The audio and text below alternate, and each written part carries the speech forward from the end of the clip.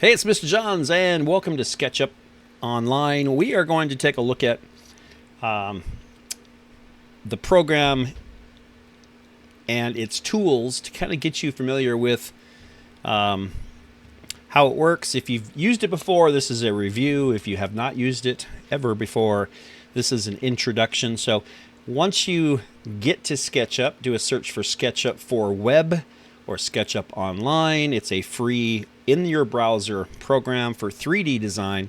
Really, really good for architecture. And that's what we're going to use it for in my classes,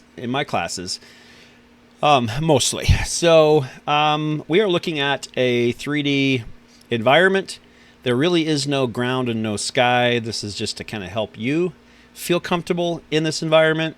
It has a character standing here, and he is to kind of give us some size reference. That's really the only reason he's there. It's really easy without him to not know how big something is. And so if you're going to build something, design something, it could be massive. And you think, see, when I zoom back out, it looks like a little rectangle, right? So if I'm making a house or just a shape, and it just looks like a little Lego piece, doesn't it? So without him standing there, we don't really know, do we? So we're going to keep him there. And is he there? Or is he so small? I'm going to zoom in and see. He's there. He was there the whole time. So, well, he wasn't there the whole time. I brought him back. But he was so small. So that's why he's there. So don't delete him until you absolutely don't need him. First of all, let's talk about navigating, just getting around, the basic movements. This is a mouse-friendly program. And so you can do it just with a keyboard and a touchpad, but it is not easy. So I highly recommend a mouse because the most common tools are found in the mouse. And so if I were to roll the mouse wheel, that is zoom in, zoom out. If I were to hold the mouse wheel down, that becomes orbit, which means I can orbit around or rotate, but that's a different tool in SketchUp. So orbit around, so zoom in, zoom out, orbit. And the other one is if you hold down the shift key on your keyboard and the mouse wheel, that becomes pan, which is left, right, whatever. Move the screen around. You're not moving the object. You're not moving him. You are moving the screen. So the combination of panning and orbiting and zooming in, zooming out gives you complete control over what you're looking at and where things are. If for some weird reason you just lose everything and it's way off to the side of the screen, one of the tools is called Zoom Extents. And it looks like this on the left toolbar. If it's not there, it's under the three dots. This is all tools. Look for the one that has the three arrows and the magnifying glass. It will quickly zoom in to your object again if you get lost. So having said that, oh, and the pointer tool, just the select tool, you're going to use that a lot. You can either click once on something, you can draw a box around it to select it. Now Ty is just one, his name is Ty. He is just one piece, right? So he is really not your typical SketchUp object. Really, everything would be a separate piece. He'd be hundreds of pieces. But he's just a picture. He's just there to show us height. So today we're going to walk through the basic tools, and there will be an assignment. You'll take a screenshot and send it to me when you are finished with it. So stick with me. You can pause this. You can rewind this.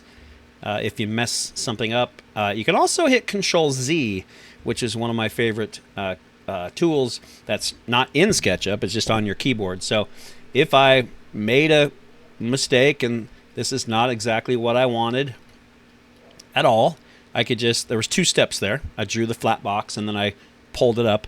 I could Control-Z once or twice. If you wanted to redo, you go, oh, I did want that. Just Control-Y. Brings it back. Control-Y, Control-Y, Control-Z, Control-Z. So super useful. And there's something about 3D design that is just super cool, I think. I love it. So I know some people don't, but I want you to become comfortable with it So at least you can do what you need to do in the program. So let's get started. We're going to design some things, and the whole point is to get used to these toolbars. So again, remember, the toolbar is on the left side, and then if you click on the three dots, it brings up all the tools. And there is a professional version of SketchUp that architects, engineers use that has way more than this. But this is the free version, and it still has enough for us to do quite a bit. And then over on the right side is the other, kind of the options toolbar, and we'll get to that later. So let's just take a look at what's what. From top to bottom, this is the select tool. Like I mentioned, you can select things. The second one is, well, and yours may or may not be in this exact order. So let me pay more attention to what I'm pointing at. This is an eraser, the eraser tool. If I were to click on an object, it disappears. I'm going to go ahead and Control Z, bring him back. Another way to remove him is to click him once because he's one object and hit delete. I can also select the whole thing by drawing a big box around him and clicking delete. So those are the ways to delete something. Next tool I want to talk about is the pencil tool. So simply for drawing lines, right? So straight lines, no matter what direction they face. And keep in mind, the 3D world is really weird. So it's a whole different way of thinking and seeing things. So I drew that shape flat on the wall, right? Just kind of right in front of us. But if I were to orbit around, well, it wasn't flat at all. Not even close, as a matter of fact. Look at that. So let me pan over. So that was not even close, and I did try. I mean, I was actually trying to draw it flat. That's crazy, right? Not even close. And so that is the 3D world for sure, and there's ways that I will show you, ways to avoid that and control that. We'll get back to that. Rectangle tool. So one of the more common, and you can draw a rectangle by click, let go of the mouse, drag, and here I am just deciding how big I want the rectangle, and then I click once I like it. It turns solid, right? So there are two sides to every shape, inside and outside, and we'll talk about that more in a minute once we draw some shapes, and we'll figure out which one is the inside, which one's the outside. There's gray and there's white. So rectangle. Now, how do I draw a rectangle that's up in the sky? Blue is on the ground. And let's talk about these arrows, these lines. Sorry, they're not arrows. Let's talk about these lines. Remember, this floor doesn't really exist. It's not there. But it, again, helps our human brain feel like this is normal. So these lines, the solid green goes north. The dotted green goes south. The solid red goes east or right. And the dotted red goes west or left. The solid blue goes up and the dotted blue goes down. And where they all come together, it's a little point called the origin. And it's common practice to start designing right here at the origin. But once you make one thing, you don't really want to make another one right on top of it. So then you would make your next shapes or objects off to the side or add on to the first one. So that's the environment. And you can change the color of the ground, the color of the sky. You can get rid of the sky. There's a lot of things that you can do, which we'll play with later, which is kind of fun. So I'm going to Control Z, so I've got nothing. Please do the same. All you have is tie on the screen. Next tool is the push-pull. Well, we don't have anything to push-pull, so let's put a rectangle back on the screen. But this time, let's put the rectangle like a wall, vertical. So how do we do that? Well, how do we do that? Well, here's a trick. Press the arrow key, and you want to press the left or right key. Play with it. You can play with all the arrows. So it's left, up, right, down. What we basically want is a green or red, and not a blue. Anything but blue. Blue is going to mean on the ground. So I know that's weird because that's a blue line, but blue does mean on the ground as well. So I'm going to go ahead and I want a red one. So we're going to click red, and I can move my mouse anywhere, but it's always going to be facing vertically. So I want you to click, and then I want you just to decide how big you want it. Keep in mind that Ty is like 6 feet tall, so we want to keep it, within his height or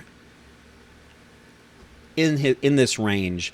So then go ahead and click, and one side is gray, one side is white. There's the white side, there's the gray side. So now we have a vertical rectangle. We're going to go back to the push-pull tool. This is the tool that makes everything happen in the 3D world. This will pull or push the shape. So either one is fine at this point, so I just want you to push or pull. Go ahead and try the top, try the sides. You can even try the bottom, which will drop it below the pretend ground if you want to. If you do, how do you get it back to the ground? Well, here's a trick. Pull down, move your mouse over to the origin, and let go, and that puts it right back where it was. So I think you could also do the same thing with just rolling over to the red line, but it's a lot easier. It's hard to click on the red line, so you just go to the origin. Much easier. So that's the push-pull tool, and that's what makes everything 3D in SketchUp. So go ahead and leave that rectangle 3D. I want it to be 6-sided rectangle or square. I mean, if you want a square, a square is perfect. A square has to be perfect, or it's not a square. It becomes a rectangle, right? So it's harder to make a square than it is a rectangle. Next tool is the move tool. This can be tricky, so be careful with this one.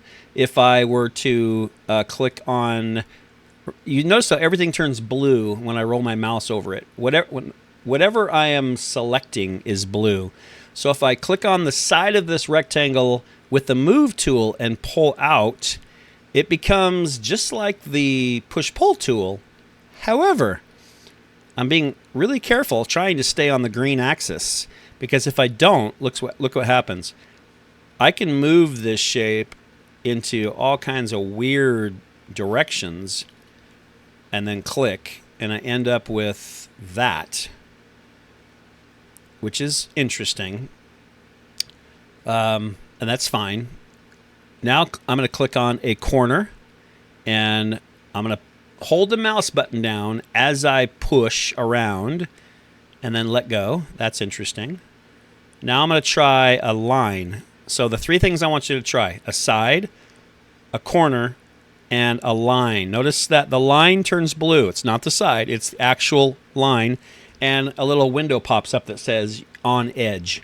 I want to click it, and I want to pull just that. There we go. That's good. That's good. So you can see how you could come up with some really cool shapes, but you have to really know what you're doing. Or be really creative with your design work. So, all right, I'm going to leave it like that. That's fine. We practiced the move tool there. Next one is rotate. Next one down, rotate. So find that. It's 2 arrows that are chasing each other vertically. And this is kind of like a, a protractor, right? So if I click on a flat surface, any flat surface, I click once, and now that I clicked, I placed it. Now I can rotate that protractor, and if I need a specific angle, I could figure that out. Since I don't, I'm just going to click again and rotate my mouse. Now see what happens is it really twists my shape up, and then click, and that'll keep it that way. So pretty messed up for sure. If I were to try to 3D print this, my 3D printer would not know what I was trying to do. There's some weird stuff there, right? So that is the rotate tool. Now, how do I rotate something without twisting it? So I'd like you to Control Z until it's back to a rectangle, a good rectangle. Okay, and that's fine. So it will still, if I click once, rotate, click again, it'll still twist. So with it looking like a real rectangle, I would like you to make this into a group. How do you do that? Go to the pointer, the select tool, and draw a big box around the whole thing. Please don't include Ty. He's not part of this. And then now that everything is selected, right-click and choose Make Group. So now, if I were to try to push-pull, I can't. If I were to try to move, the whole thing moves without messing it up. I can't do those weird things that I was doing before because it is locked into a group. So important to know, because once you've designed something that you don't want messed with, you can lock it. And you can lock any part of a design, just parts of a design. So if you're making a motorcycle and you just finished the frame, you could group just the frame. Excuse me. So that you could move that and just move that whole thing separately without moving the engine, the wheels, etc. on your design. All right. So how do you ungroup it? Well, you just click it. Now this is one group.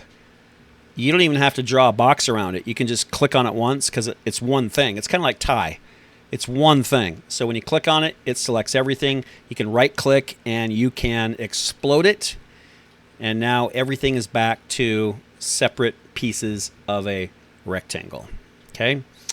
Next tool we're going to look at is the scale tool. And so whatever is selected, and by the way, I only have the top selected when I chose the scale tool.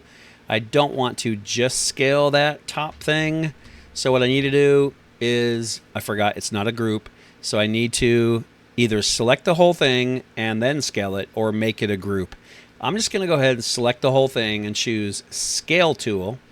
It looks like two squares, the small one with an arrow going up to the big one. I'm going to click it and I get all these green dots. And so if I were trying to resize something like a toilet or a refrigerator and I needed it to stay in the same proportions, I would want to make sure I grabbed a corner dot, because it'll just shrink everything equally and it'll just be a smaller or a bigger object.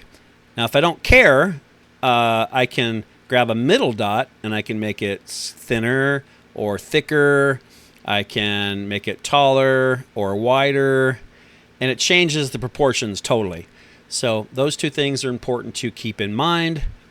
And it's still a rectangle, so I'm going to go ahead and just keep it like this. So to get full credit on this assignment, you will have to have objects on your screen similar to what I am creating. So right now you have Ty and you have a rectangle. Next tool, Paint Bucket. So when you click on it, it automatically brings up all the paint options on the right side. Keep in mind, it typically opens up this, where you have like a few colors. But if you want to really get into the cool stuff, click on the middle button, which is Browse, and it brings up all these different categories. I've already got some open, so let me close some of these things up. It should open up looking something like this. And a rectangle has 6 sides, so I would like you to choose 6 different categories and paint each side a different category. So, for example, asphalt and concrete, I will choose a grooved concrete. It even says it's concrete scored jointless. I mean, this is real stuff. Architects use these patterns when they create models for their clients, etc. And so, oh, all right, well, it painted the whole thing. Why did it do that? Well,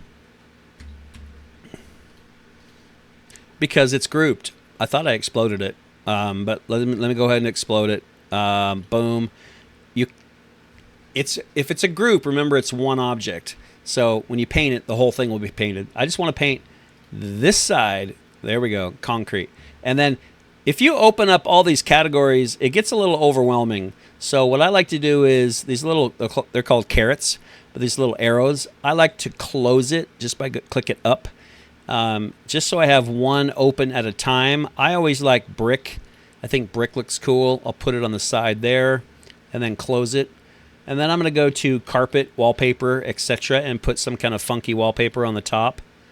There we go. And close it. Colors, every color of the rainbow, right? So if you want a color, boop, click it. Don't forget, there's 6 sides, so you got top and a back as well, and a bottom, sorry. I'm going to close the colors because that takes up a whole bunch of the screen. Glass and mirrors is always cool because mirrors are clear, and so you can actually see through them, which is super cool when you're making a window for a house. So I'm going to make that one glass. All I have left is the bottom. And so remember, 6 different categories. Water's cool, but I also like landscaping. So I like grass, so I'm going to put grass on that one. And so there are 6 different patterns or colors painted on my rectangle. And this will give you practice orbiting, zooming in, zooming out, and also panning by holding down Shift and the mouse wheel at the same time. So let's see, next tool, and one that I don't use, it's the tape measure. You would think I would use the tape measure all the time, but tape measures are temporary. So if I click on the bottom to see how tall this wall is and go to the top, it tells me it's 14 feet 9 3/4 inches. But when I can click, but it just disappears. It's a tape measure. When you let go, it goes in, right? What we need is a dimension line. And if it's not here, like it's not for me, click on All Tools and then find the dimension line tool, which looks like that. It has the number 3 with a dimension line. Click it. I want you to click on, I need the height. Well, I need 2 measurements. You choose. I'm going to go ahead and do height. So I click on the corner. And by the way, always click on the corner. Don't click on the middle. There's nothing to measure in the middle. It needs a line to follow. So I'm following the edge here. So I'm going to click on the bottom and then the top. And notice it turns into a dot. As soon as I get... SketchUp is smart. And it really does everything it can to help us. And so when I get to that corner, it turns into a dot and I click. Now I can drag the measurement out to the side so I can see it. And you can put it wherever it's the most visible. I'm going to put it right there. And so it is 14 feet 9 3/4 inches. So that is how tall this wall is. So Ty is about 6 feet. This is almost 15 feet. I'm also going to do how wide this thing is. So I'm going to go back to and notice on my toolbar now, the dimension line is a tool that, there we go, microphone's a little closer. The tool is now on my toolbar. This is pretty much like your most recent or most common tools, which is kind of cool. So I'm going to choose one corner, the other corner, and I'm going to go up since I can see that. It is 2 feet 4 3/16 inches wide. So you can see why we talked about dimension lines. You can also see why we did some measuring, because I want you to be comfortable and familiar with what that means, right? So it's 2 feet and 4 inches, and then 3/16. So it's a little more than 2 feet 4 inches. It's closer to that than 2 feet 5, right? So, but it is exact, and you can change that to millimeters. And by the way, you can also change the style of the dimension line. I like arrows on my dimension lines, and the default dimension line does not have arrows, but this is common in SketchUp, so I'm going to leave it as is. So I've got one rectangle with 6 different colors or patterns, and I've got 2 measurements on that object. So that's a bright color on that side. All right, let's go ahead and keep going through the tools. So the offset tool, what I'd like you to do, excuse me, is create another rectangle, and let's make it on the ground. Let's make it about the size of what a door would be. You know, think about how tall Ty is. We're not going to worry about specifics right now, but it's about what a door would be. So we're making a rectangle, and I want you to pull it up just a little bit, not much. It's going to be flattish, okay? And then we're going to use the offset tool, which looks a lot like the scale tool, but instead of squares, they are like half circles. And we're going to click it, and we're going to click inside the middle of this shape, and then we're just going to move our mouse. And you can see what it does, offset. It offsets your shape, and it makes another one on the inside. You can go out too, but you can see that's not solid. So if I click, it becomes solid. So you could do it that way, or you could do it on the inside. Let me undo, and I'll try that again. So there's two things that I like to use this for. One is a door frame or a window frame. So if I were to pull this, push this down just a little bit, make that a door or a window, I can paint this a trim color. I could paint this glass and make it a window. And it's a really quick way to make a perfect shape inside another shape. Otherwise, you have to measure and you have to do all this stuff. The offset tool just does it like that. The other thing that I use it for, and since this is on the ground, this is kind of what I'm thinking. I'm going to find a stone. So I want you to paint the outside of this. Oh, I guess you have to do the inside too. I just want you to paint the frame part, the outside part, stone. There's a bunch of stones. There's 8 stones, so choose a stone. Don't forget, they're and the bottom probably 2. Make the whole frame stone. It looks like marble, right? And then after you do that, I want to go to, let's find water. And by the way, it's all alphabetical, A, B, C, D, all the way down, so water at the bottom.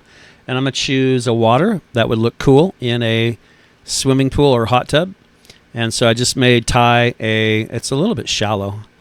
In that case, push-pull tool.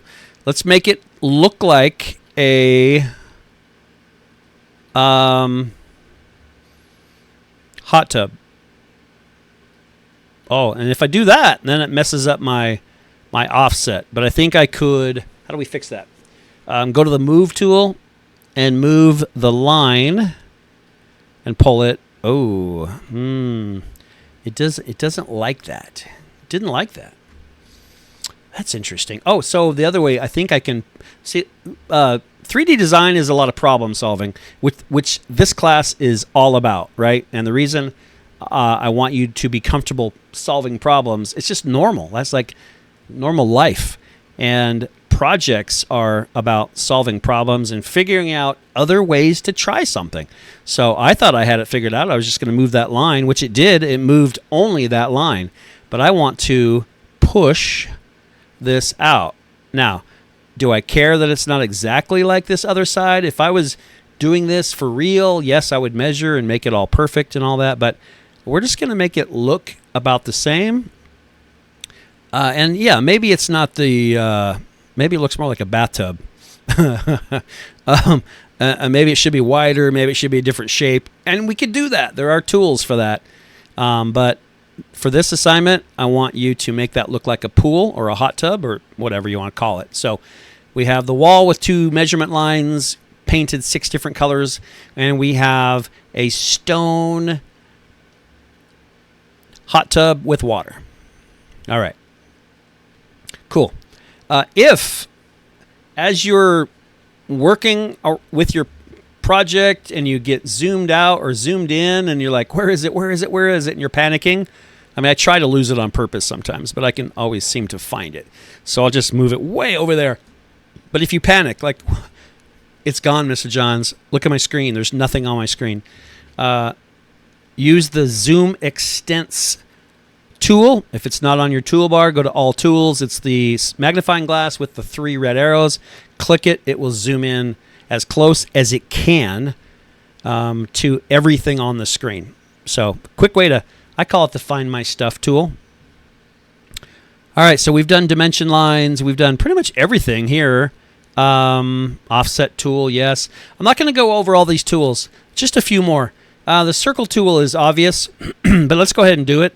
We're going to click on the circle tool, put it, make sure it's not touching anything else, but put it close to the others, and just choose the size you want so it's not touching anything, and click. And then I want you to use the push-pull tool, click in the middle, pull up, let go. Just a quick way to make a column. Next up, under All Tools, the 2-point arc tool. So what I'd like you to do is click on 2-point arc, excuse me, and go to the top of your rectangle. I would like you to click on the left corner and the right corner, and then go up. Make sure the line is blue. It's right now mine's red. So sometimes you have to change your view. You have to move your mouse. There you go. I got it blue. Now don't go too high because it'll automatically say there's no room for an arc here, for an arch. And so it goes flat. So just go up a little bit. Like, just be happy that it's on the blue axis and click. What I have is a little arch. And what I'm going to do is rotate to the inside. I don't want to push it. It doesn't matter really. I could push it, but I like to rotate around, use the push-pull tool, and I want to pull it. Whoa, I got in the way of my, I got lost by my column. I want to be able to see that edge because I need to select it and pull. Now, how do I stop exactly on this edge? I put my mouse right there on the end, on the corner. I like to go to the corners and then just let go. So what I have is this really cool smooth topped roof. Now, it did get rid of my paint. So I'm going to go back to my paint colors, and please do the same. And I want you to paint your arc a different color, and don't forget the ends. I'm going to just go ahead and make the whole thing metal, and that's good. So this makes a cool like rooftop curved something when you're designing. So the 2-point arc is really good for that. So interesting. So that's what I have so far. I've got the wall with 6 different colors or textures, 2 different 2-dimension lines. I've got a hot tub that is stone with water. I've got a column pulled up, and we've just about gone through every tool. I'm going to skip these other arcs. Okay, two more. Let's do the 3D text. I want you to click it and type in your first or last name.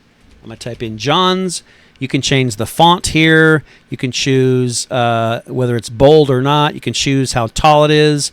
You can choose how much it's extruded, which is a fancy word for pulled out, and then click OK. Now, before you click again, I want you to put it on the side of one of the sides of your rectangle. I'm going to put mine right there. Now, it's pretty small, so to make it visible, I'm going to go to which tool? Which tool would size it? Scale tool. I'm going to scale it. I'm going to grab a corner green dot. I'm going to drag it. When I did that, it moved it to the left so much. I would like it centered. So I'm going to grab the move tool, and I'm going to grab the whole thing and just move it to about the middle. So I would like you to make your name first or last in the middle of one of your sides. Size it. I mean, if it's on a small side, that's fine. Just size it so it fits. Make it in the middle-ish. And then I want you to paint it something that stands out. So I already did brick. So for mine, how about a color? Just no. I'm against bright pink. I don't know if it matters. Wood would be cool. So I'm gonna choose a wood color, and I'm gonna paint it. Okay. There is a way to explode it and make every color a different, every letter a different color. We're not gonna deal with that right now. So there we go. We're cool. And the last tool is the freehand tool. So this is the scribble tool, basically. So I'd like you to put it in close. Your screenshot is going to be everything needs to be visible. So I probably I can see the column. That's fine. But I need to be able to see your name and at least 3 sides of your rectangle and the hot tub. So I'm going to put my scribble tool, my scribble shape right here. I would like you to scribble a shape on the ground and finish where it started. Bink. Okay. You know you got it right when it turns solid. If it doesn't turn solid, try again. You can always Control Z. Okay. And the scribble tool is really cool. It's not a normal tool in SketchUp to do something freehand. But if you're making something curved, like a curved wall, I don't know. There might be some things, obviously, in design that are not always flat. Lots of things. So then I would like you to push-pull and push it up. That's interesting. And then we're going to rotate so you can see every shape and the dimension lines. You're going to take a screenshot and you're going to send that to me. So screenshot, go to Gmail, type in my email address, Control V to paste this into the email. And because I can see your last name and I can see your email address, I know who it's from. And if you have all of these elements, you get full credit. So thanks for joining me today. I'll catch you next time around. For now, Mr. Johns is out.